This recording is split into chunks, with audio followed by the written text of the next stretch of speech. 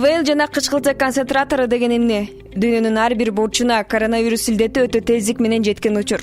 Мындан миллиондогон адамдар жабыр тартып, тилекке каршы 1,5 миллиондон ашык адам жаш карысына карабай каза болууда. Бул өтө өкүнүчтүү жагдай.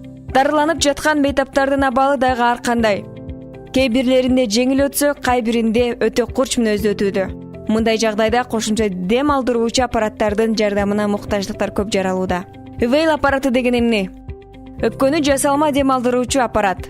Өпкөдөгү канды кычкылтек менен каныктыруу жана өпкөдөн көмүр кычкыл газын алып салууда газ аралашмасын мажбурлап жеткирүүчү медициналык жабдык.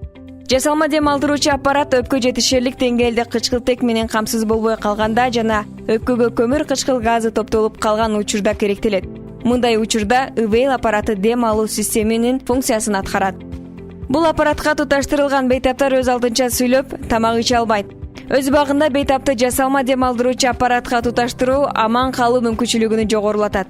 Бейтап дем алууну токтоткон учурда дароо ИВЛ аппаратына кошпосо, анын ички органдары кычкылтек менен камсыз болбой калат.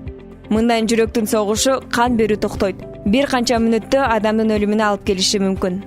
Кычкылтек концентратору деген эмне?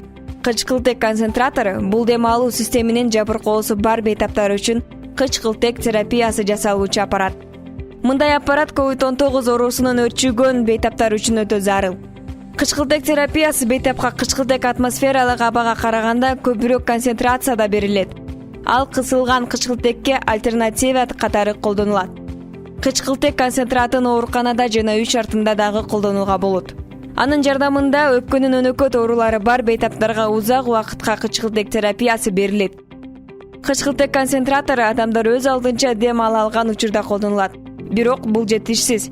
Ошондуктан анын канында кычкылтек аз бойдон калат. Бул аппаратты тек гана өпкө ооруларында эмес, жүрөктүн кемтиги, артериалдык гипертонияда дагы колдонулат.